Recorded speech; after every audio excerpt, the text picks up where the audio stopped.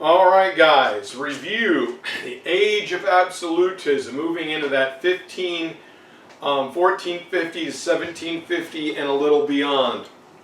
Reading through those student samples of the DBQs that you guys have been doing, and I got to tell you, it's kind of 50-50. I know it's been a grind. We've been away from school for 8 weeks now. But the purpose of that is to kind of alleviate your concerns and see you what a good DBQ is. I'm not sure, but it's my hypothesis that a lot of you just kind of scrolled down to the bottom, found out what score they got, and recopied it. Or maybe some of you were testing me by messing it up, saying, oh, number 1 was terrible, number 3 was great, to see if I actually read these things. Well, I do. That's why it takes such a long time to get back to you. So in an effort to do well on our exam, please do the assignments to the best that you can. And if not, well, it is what it is. So that's enough, and I'll say this again at our next Monday on Google Meet. Today we're going to begin the age of absolutism, which is going to be a pretty long unit, as we're going to go from England to France to Spain to Russia, and then over to Ottoman Turkey, to Mughal India, Ming China, and Ieyasu Japan. So it's going to be a long unit, probably our last one. After this I'll do some trade routes before the exam.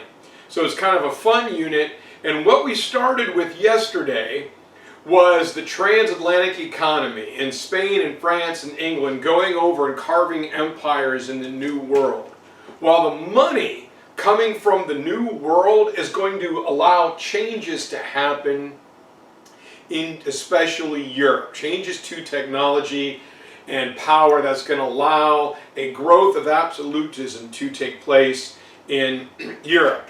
And so after the age of exploration takes place, northwestern Europe, right, the England, the Germany, the Spain, the France, all that is going to dominate the globe up into the 1900s. I'm going to say they begin to fall after World War I. So for the next 500 years, the axis of the world spins around northwestern Europe.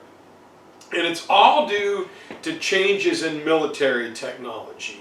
The smoothbore musket, eventually coming out of France, will be the rifle, cannons, and gunpowder. But it's also transportation and shipping. The costs of fighting wars dramatically increase. It's not a bunch of heavily armored knights and maybe a fjord of peasants out there fighting on the battlefield. Now it's all about numbers and equipment. Who can put the biggest army in the field, and most importantly, transport them from point A to point B the fastest? That's going to have the edge.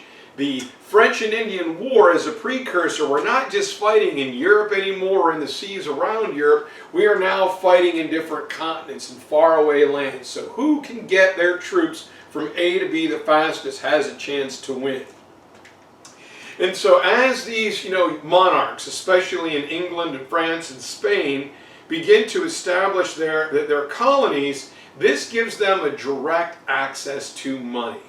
Now, we talked about in the High Middle Ages that funding and founding towns and townships gives them an outlet for money.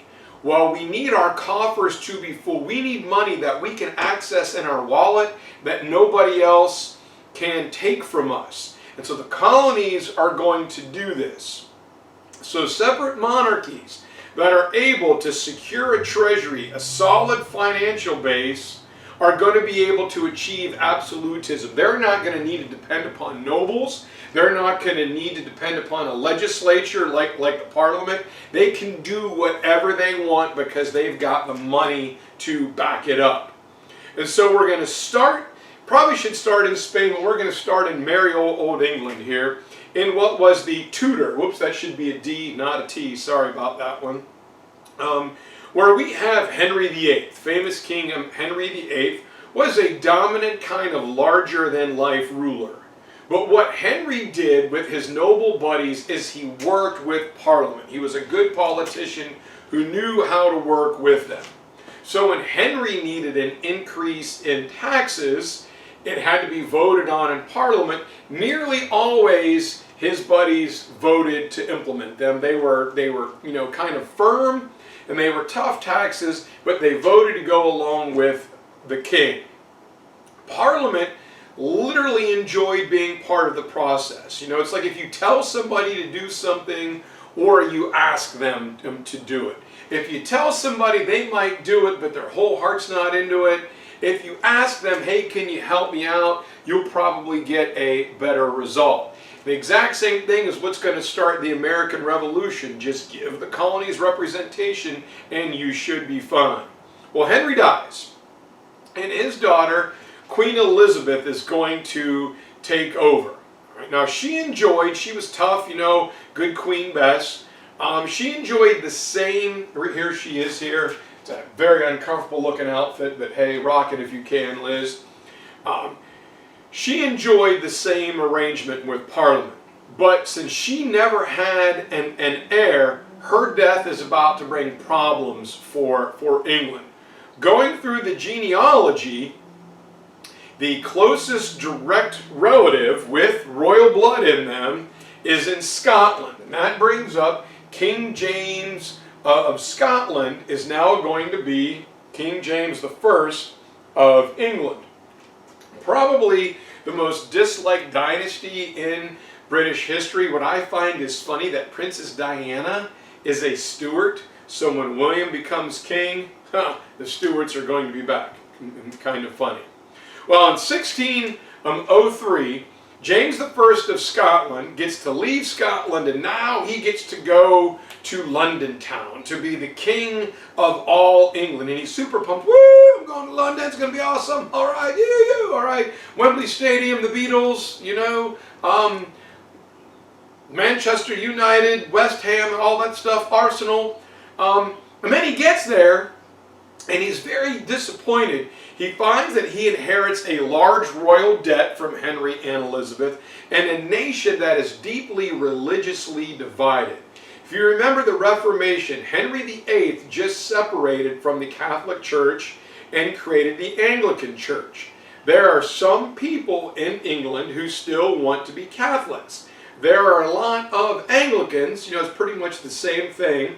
It just, the Pope is not the head of the church, the king or the queen is. And then there's a third subset, the Puritans, who want to purify the church, not only from corruption, but from any traces of Catholicism whatsoever.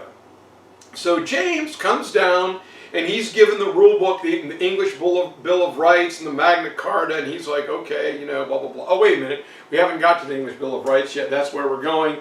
He gets the, Magna Carta. He gets the rules coming down from King John, and he's like, yeah, all right, I got this. I'll do it the way you guys want me to.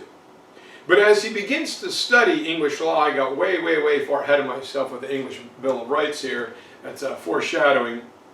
He finds out that Parliament only meets if the king calls them. So if the king doesn't call them, he doesn't have to meet with them. So James is rarely going to call them, which makes the nobles nervous. He's a Scot, he is not English. And then he looks around and he finds out that England is fighting two very expensive wars, one with France and one with Spain, Catholic countries.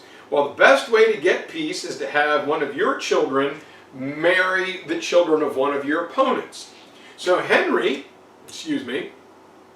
James is going to take his son Charles. I don't know what's wrong with me today. I just got back from the high school packing.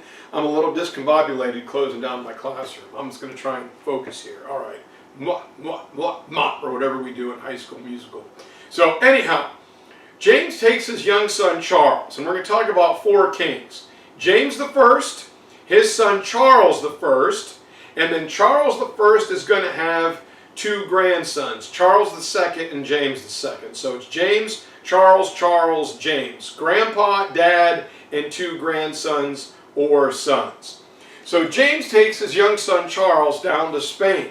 And he says, hey, I know we've been fighting. I'm new at the helm of England. I want to calm things down. How about my son marry your daughter, the Spanish princess. And she's like, oh, donde está el baño, por favor? Dad, I got to go throw up. Look at Charles. He's ugly. His teeth are crooked. Something about bangers and mash and fish and chips. Drives on the wrong side of the road. I'm not marrying him.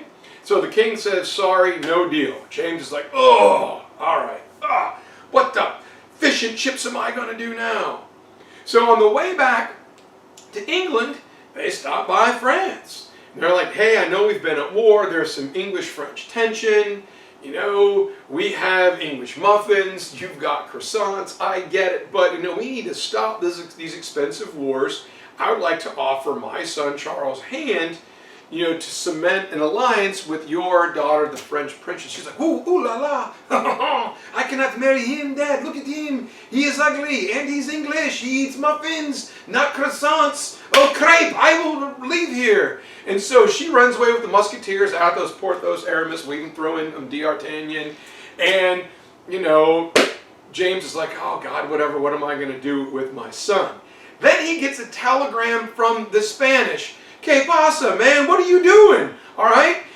I hear that you offered your son's hand to the French princess. That is an insult to the kingdom of Spain. And, you know, James is like, well, spitball cheerio, man. You said no. So what is the big deal? And then Francis, wait a minute. We were second. You offered him to Spain first. Oh, no, this means whoa. And he's like, oh, God, what is wrong with you people? And he thinks that, you know, it can't get any worse. Then he gets home and Parliament is there. You know, shame, shame, shame, shame. We are cross. We are very, very, very cross with you. We heard that you were trying to make peace with 2 Catholic countries. He's like, yes. They're like, well, they're Catholics. We will not abide by that. You know, we are very cross. And he's like, we're broke. We've got no money. What do you guys think I'm doing? I'm trying to get us out of debt. What is wrong with you people? Oh my God. So he strikes out. You know, the Spanish don't like him, the French don't like him, and now the British nobles don't like him. So James, whatever, I'm going back to Scotland and I'll sit and look for Nessie to pop out of the Loch Ness or tell stories of William Wallace or something. I don't know. So, all right. So, here is, you know, King Charles. That's it. If you could, like, how sharp that beard is. That thing is intense. Well, anyway, so what James does next is he begins to look for other sources of revenue to balance the budget. So he begins to charge all merchants leaving and pulling into English ports in the New World and in England an import tax. Now, it's not a lot. Let's say it's a nickel. A little bit from many sources is a lot of money. But England is supposed to be a free trade zone. What is this? And Parliament is angry because they were supposed to control the royal treasury, the royal purse, and James simply didn't ask me. He said, well, why would I ask you buffoons? Everything I do, you guys yell at me and say you're cross and, you know, that I'm, you know, my head's full of shepherd's pie or something, so whatever. And so James also, if he's not just, you know, striking out left and right, angers the Puritans. They come in and say, hey, we thought you were going to help us cleanse the Catholic Church. And James's family was Catholic, but he agreed to be English. And he says, guys, on my priority list of problems, worrying about the church is like at bottom. Like right now, simply don't care. So they go, well, you're doing that because you're a Catholic agent. He's like, no, I'm not. But I've got wars going on. I'm broke. I'm trying to fit in. Really just don't have time for it right now. And when James doesn't meet everybody's expectations, he inadvertently causes a lot of trouble for himself and for his descendants, including his good son, King Charles Charles I. Now, Charles I, his dad dies. He's like, oh, thank God, I'm going to go to, you know, wherever I go, it can't be worse than being in England with everyone yelling at me. So, peacefully, James I dies. His son now takes over, and Charles picks up where his dad left off. But Charles has kind of watched things, saw what was going on, And Charles is a big believer in the idea of divine right of kings, that he would not be the king of England if God didn't want him to be. So this is religiously ordained, so keep that in mind. So if God wanted him to be king, I don't need these pesky nobles. I can now begin to do whatever I want. He begins to behave like an absolute monarch. And when people don't agree with him, he does what any good absolute monarch or evil dictator does. He has them thrown into prison. Well, what are the charges? You can't do that. You know, it's in the Magna Carta, talking about habeas corpus. Habeas, what? I don't even know what that is. I ain't Latin. You tick me off, I'm going to throw you in jail, and you are going to like it. And he uses money or fines from imprisonment and extra taxes to build his army and further his plans.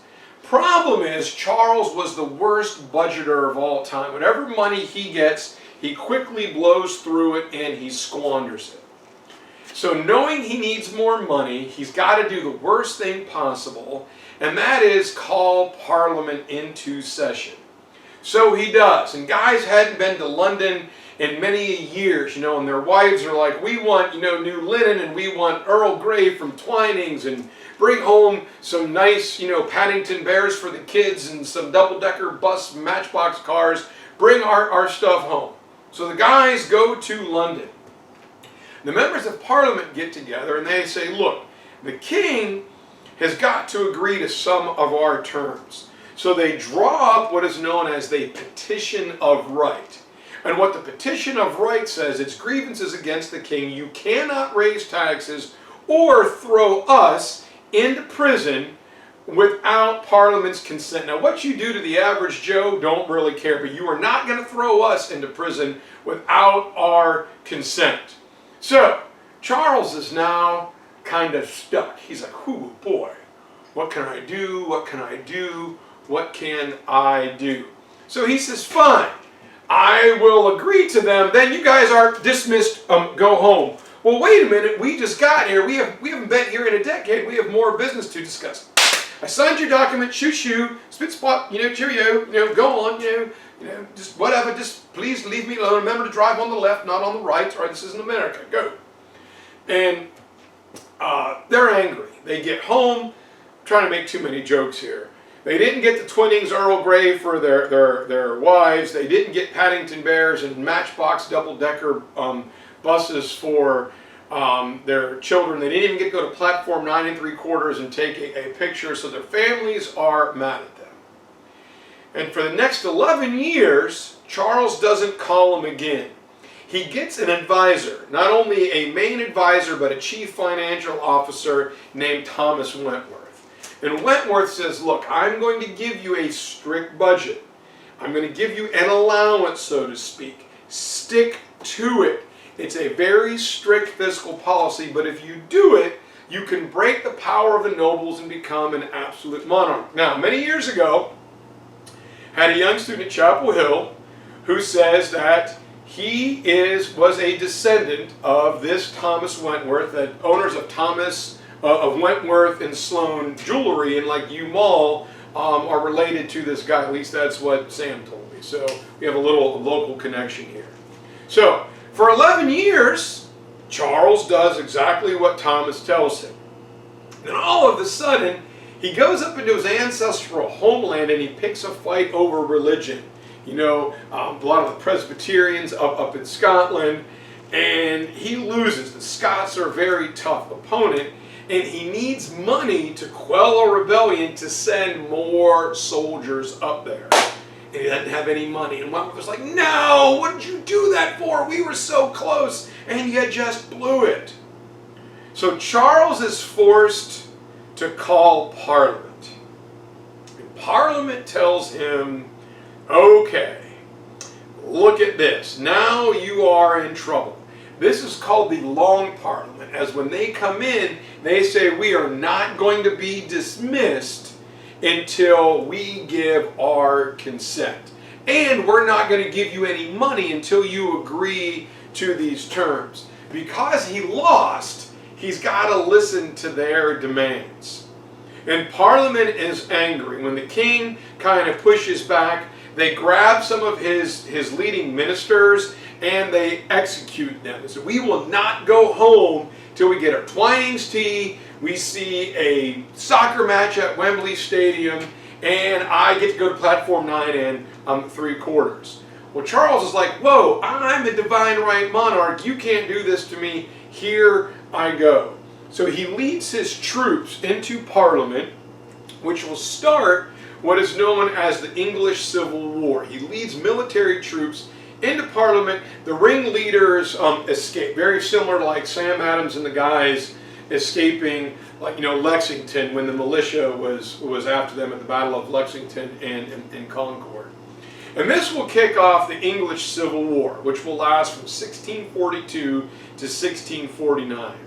Now, on paper, the king should easily win. He leads a group of soldiers known as the Cavaliers. They've got the cool capes, those very pointed Van Dyke beards, and they're noble. They're militarily trained. They should have won quick and easy. They are going to fight a group of the Roundheads. Average Joes and a lot of Puritans, known for the old bowl haircut where you put a bowl on your head and you cut around it in a circle. So here are the Cavaliers kind of looking cool with their boots and their capes and, looking all suave. And here is just an old gritty, this is going to be Oliver Cromwell, just an old, leather kind of, like working man's, tunic, kind of like a blacksmith's tunic. So the Roundheads really should have been no match for the Cavaliers. But they pick that guy, I just showed you this guy, Oliver Cromwell, as their leader. And Cromwell is a tough, kind of a strict, kind of a boring guy, but he turns out to have two hidden talents. Number one, he is a master organizational genius. And it turns out he's a brilliant military tactician as well. So the fighting goes on, and eventually King Charles I is captured. I may have told you the story. He is taken and he is executed. He will be the first and the only English king to be executed in 1649 at Hung, Drawn and Quartered, kind of a cool restaurant across from the Tower. If you ever get to London, like the oldest pub restaurant in London. So check it out if you're ever over there. So, now that Charles is dead, Parliament will dissolve the monarchy. It's gone. And when that happens, all other European royals are shocked. Whoa, the English king, man, I thought England was kind of rocking and rolling over there. If their people can get rid of their king, what can they do to us? And the people of England decide to declare themselves a commonwealth, and they elect Oliver Cromwell as their leader, as their president or their prime minister. And then the things begin to happen. Cromwell is this strict Puritan. Everything was black or it was white. There was no gray, there was no interpretation. Either is or it is not. Like Yoda, do or do not, there is no try. And so he wants strict order. So his reign was very, very, very boring. Theaters are closed. Dancing establishments are closed. Pubs and taverns are closed. Fancy music is closed. Dancing was heavily censored. It was just, you couldn't go anywhere or do anything. Clothes had to be like Amish. Navy blue, black, or dark, brown. It was just boring. And the people of England didn't like it. Now, Cromwell says there will be a freedom of worship here in merry old England as long as you are a Protestant. You can be whatever Protestant denomination you like, but you will not be Catholic. And his reign has so many problems. He was just so boring and inflexible. And in England, God, they like their pubs, they like their taverns, they like a little bit of, dancing, they like their soccer, and they're like, King Charles II, King's son, has been down there in France for a while. We hear he's in Ireland, up there trying to, with Seamus and Paddy, leading an army. Why don't we just bring him back? Here is, You know, King Charles' oldest son, King Charles II. And so they bring him back. And Cromwell dies in 1658, excuse me, and Parliament says, hey man, let's do this. And King Charles rolls in and says, dude, taverns are open, pubs are open, soccer's open, let's dance, let's get nasty with it, this is going to be awesome, let's go. And Charles II was a handsome guy. He was very politically charming, he told good stories, and he told good jokes. Kind of reminds me of Julius Caesar. He's a guy who could put on his Carhartt coat and his, Carhartt overalls and go down to the local pub and have a beer and eat chicken wings and talk like power tools and chainsaws and, sports and hunting with the guys. Then he could throw on a tuxedo and go deliver the keynote speech at a champagne and caviar fundraiser. He was just, smooth and suave and could have put a foot in every camp and had really good public speaking and political skills. And he says, yeah, Parliament, you wants to meet? Awesome, that's great. You're my boys, all right? And hey, Cromwell, every one of his stinking, boring laws, terrible. Let's dress in blue and red and yellow and green. Let's just have a good time. But Charles II was a Catholic. And they go, what are you going to do about the Catholics? He's like, well, what about them? I don't really care. They're like, whoa, whoa, whoa, whoa, whoa, whoa, whoa, whoa, whoa. You can't do that. You can't be a good British patriot and be Catholic at the same time. He's like, why not? Well, you just can't. And then everyone finds out one of his good buddies who's actually paying him a subsidy was Louis XIV, the Sun King of France. And Charles II dealt with a lot of these problems by simply avoiding confrontation with Parliament. We're not going to get angry. We're not going to get nasty. We're just going to, I'll tell you what you want to hear, and then very subtly, very Machiavellian, tying with the Renaissance, I'm going to make myself absolute and really don't care what you guys think. The only problem is, it doesn't work out so well. So, King Charles II is going to die, and check out the size of that hat. That'll keep the sun off of you. The throne is going to go to his younger brother, James. All right, kind of like William and Harry. There's William, the heir, and then Harry, the spare, who's doing all this, Meghan Markle stuff and whatever. James was the second son. He was having a good time, running around, doing whatever he wanted. He never thought that he would be king, so he was just kind of there. He knew he would be rich and well cared for, and now he's got the top job. And he takes over for his brother in 1685. Now, because James never thought that he would get the throne, he kept his Catholic faith. And he blatantly doesn't mind telling people all about it, making most of the people in England very, very, very angry. So he looks around, I don't like that, so I'm going to abolish that law. Oh, don't like that either, I'm going to get rid of it. So he abolishes laws without consulting Parliament, the group who is supposed to make the laws. Remember, Parliament should be the Magna Carta. The king is subject to English laws. And when people speak out, you're fired, you're fired. He has Parliament members, ages old ancestors, fired and replaced with his own buddies. And then to make matters worse, he appoints his buddies, but not only Catholics, to Parliament and high-ranking British governmental offices. And this is just too much. And finally, James says, look it, all the Catholic churches were closed and they were turned into Anglican churches. You priests and bishops are going to announce anybody in your congregation wants to be Catholic again can. And we're going to use churches for dual purpose, like a Catholic Mass and an Anglican service. 7 Anglican bishops refused to do this. And James says, I'm not asking you, I'm telling you, I am your king.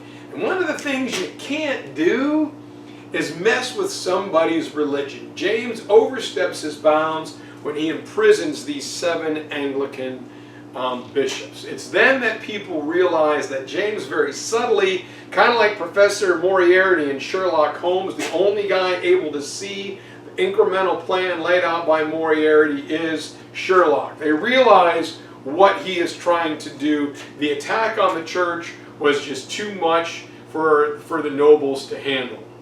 So they outwit James by sending for his daughter Mary.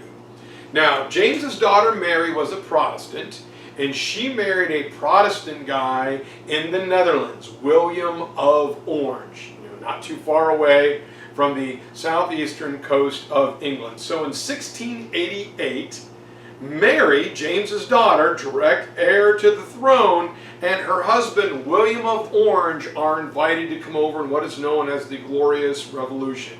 It really wasn't a revolution. It really wasn't super glorious. They sailed over, the English Channel. They land in Dover. Parliament's like, woo, William and Mary are here. And as they go up the Thames, James flees. So William and Mary, before they get the job, here's where I was, about a half hour ago when I started this thing, are presented with what is known as a very important document in world history, the English Bill of Rights. It is the precursor to our own Bill of Rights here in the United States. And what it does is it forever limits the power of the monarchy. And it gives civil liberties like the right of freedom of speech to the aristocratic classes. Not the commoners, but to the rich, wealthy nobles of Parliament. Basic rights and freedoms, the civil liberties, go to the aristocratic classes, forever subjugating the royalty to Parliament. Parliament is now supreme over the monarchy. And so England is going to have a limited monarchy. Absolutism fails. Now, the other thing that is put in the law is that if there is no heir, king and queen don't have a son, then the royal title will pass to the house, to the Prince of Hanover in Germany in the Holy Roman Empire. Well, in 1714, after William and Mary, that happens. And so the King of England becomes, the Prince of Hanover, named George, becomes King George I of England. Now my man comes over from what is today Germany, then the Holy Roman Empire, and he comes into a really tough spot. Number one, he's German. He doesn't speak English. And current Queen Elizabeth is a descendant of this guy. So George comes in. He's got a lot of power, but he's got to figure out how to work with Parliament. So a guy who his native language isn't English is the test subject for what's going to go on. Here is William and Mary. He's kind of a stern looking. And this little happy guy here is George I. A lot of respect for him, man. He had a really, really, really tough job. But he gets some help from this cool cat right here. King George I has as his main advisor a guy by the name of Robert Walpole. And Robert Walpole will be like the first Prime Minister of England. Who's got a worse haircut here, Robert or the current Prime Minister Boris? With his little crazy looks like he just woke up or whatever. Anyway, Robert is going to create a cabinet of ministers, specialists, economics, military, foreign policy, whatever. And these are honored positions. They are the king's inner circle. And when they meet in private, Walpole says, when you're asked a question, give your honest answer. All right, feel free to disagree. But once the king makes a decision, since we're putting the constitutional monarchy to the test, and he's the first guy from Hanover, when he makes a decision, whether you like it or not, and publicly we are all going to support it. All right, and it is Walpole working with the king and working with the cabinet and being the go-between, the mediator between the king and Parliament. He teaches everybody how to mesh and how to work together. Think of, General Eisenhower in World War II kind of did the same thing as Walpole, getting the different interest groups to learn how to work together. Now, while all of this is great, we need to be clear that Parliament was not a democratic institution. It was not a representative institution of everybody in England. It was rich, good old boys looking out for each other. Things benefited the good old boy aristocracy in England. But, while it's not great, England, as a result, achieves greater political unity. Remember, they're separated from mainland Europe. And they create a greater political unity that didn't exist anywhere else. You pop off to Louis XIV or Suleiman the Magnificent or Peter the Great of Russia, you might be a foot shorter as your head is lopped off. And even in Hyde Park, there was a stone. It was just one flat stone in the ground. While you were standing on it, you had complete freedom of speech. So things are better. And as a result, England says, the heck with the wars on the continent. We are going to focus on our colonies overseas. Now, I did forget, King Charles II gave a charter to a couple good buddies of his, and he gave the original charter to like Sir Walter Raleigh to come to North Carolina here. So anyway, England says, to heck with everybody else, we're going to focus on our colonies overseas. Because of the English Bill of Rights, the monarch's power had real definite limits. And no matter what, the government could not ignore the wishes and the willpower of the common people. You can, beat them down a little bit, but you can't completely ignore the greater population. You got to keep your people happy or you're going to have problems. And so public debate and free speech was allowed, things that you literally couldn't do anywhere else. And so this new system that Walpole kind of puts into place and tinkers with until he perfects it brings a peace and a stability to England that allows them to focus on trading from North America to India. And they create what is known as the empire on which the sun never set. Somewhere in the world, the sun was shining on a colony controlled by England. So this small, tiny group of islands, this island nation, will become a massive, massive world power until World War I. And so while England never achieves absolutism for their king, the entire country comes out stronger in the long run. So it is a win for the people of Great Britain. All right, tomorrow we are going to talk about Richelieu and Mazarin, and we talk about Louis XIV in France. All right, I'll see you soon, guys.